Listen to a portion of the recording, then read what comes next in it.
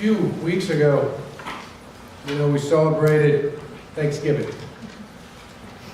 Kathy and I were blessed by the fact that this year my stepdaughter Courtney and her family were able to come up to share the holiday with us in our home.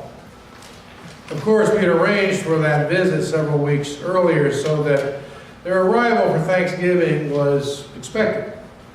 And as all of you know who have ever hosted a holiday meal, expecting guests, even close family, means not just patiently awaiting their arrival, but actively preparing for it. Of course, there was a turkey and other groceries to be gotten. The house had to be cleaned from top to bottom. And the day itself, well, the table had to be set. The good china and silverware made their annual appearance. And of course, there was all that cooking to be done. Courtney and family were expected and were patiently awaited. But expectation and patient waiting did not mean just sitting and watching the hands on the clock slowly move to the anticipated hour. No, the time of waiting was taken up by active preparation. Today we mark the second Sunday in the season of Advent, and our scripture lessons speak to us of expectation, of waiting, and of the kind of faithful patience required of God's people. In our lesson from the prophet Isaiah, the prophet speaks to a people who have lost everything. Israel had been overrun and been conquered by a very powerful foe, the Babylonians. And her people had been carried away to Babylon as slaves.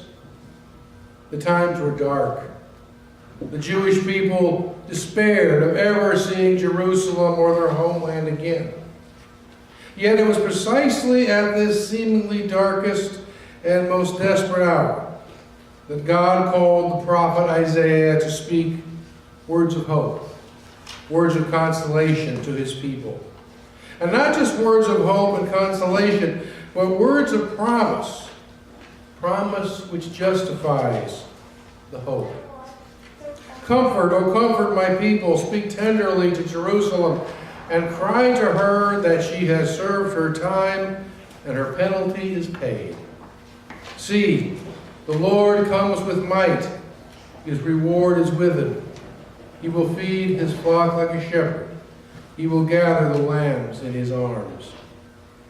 Isaiah reminded the people that their faithfulness and patience would not go unnoticed or unrewarded, and that no matter how dark the moment, the Lord their God was still in charge, and that he would take them home in his own good time, in his own good way. In our lesson from the second letter of Peter, the apostle addresses the impatience of some in the very early church. They were expecting and hoping for the second coming of Christ, and they wanted it to happen now. Not next week, not next month, not next year, but now, and right now. They were anxious and impatient for the full coming of God's kingdom, where all the wrongs will be righted and all their hopes will be fulfilled. Peter had to remind them that God does not operate according to our calendar, and he doesn't operate on our schedule. Faith-filled patience was what was needed, but not some kind of passive sit and watch the clock patience, but active expectation and preparation, kind of like getting ready for Thanksgiving dinner. Often when we are waiting, whether it's for an event or for a special time or an expected person, we just want that wait to end. But an ending is not really what we're waiting for, is it? We are waiting for a beginning. Today's lesson from the Gospel of Mark starts with these words: the beginning of the good news of Jesus Christ, the Son of God. The Jewish people of Isaiah's time waited for a new beginning of freedom in their own land. The early Christians to whom Peter wrote waited for the beginning of the fullness of God's kingdom. Waiting is part of our normal human experience. As Christians, however, our waiting takes on a new dimension, a dimension of hope. And our hoping is not just any kind of hope. It is, as the prayer book says, a sure and certain hope. Because our God is a God of new beginnings. Our God is a God who calls us to see the signs, the tantalizing signs of His kingdom breaking into this world even as we speak.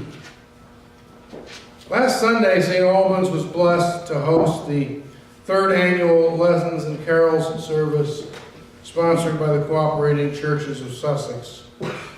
We filled this church with people and with scripture and with song.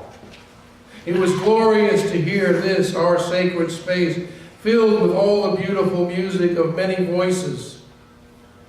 And it was even more glorious when we consider that the singers and the musicians and the other worshipers came from at least 6, and actually I know more than 6, Christian traditions.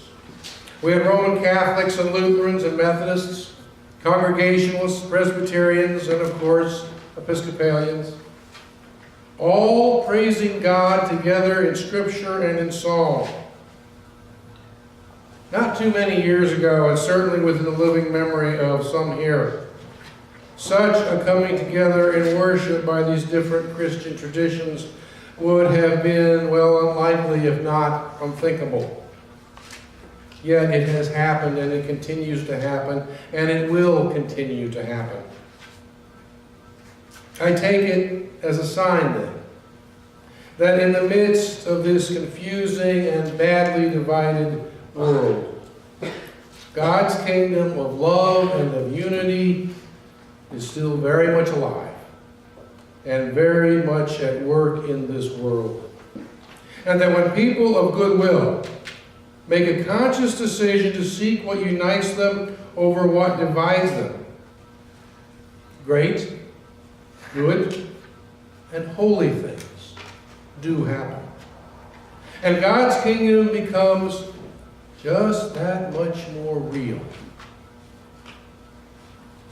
This Advent, as we anticipate the celebration of that great beginning that we call Christmas Day, we do not wait for the end of anything.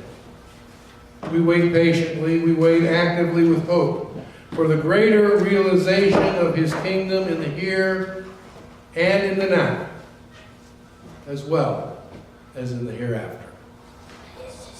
To God be the glory now and forever. Amen.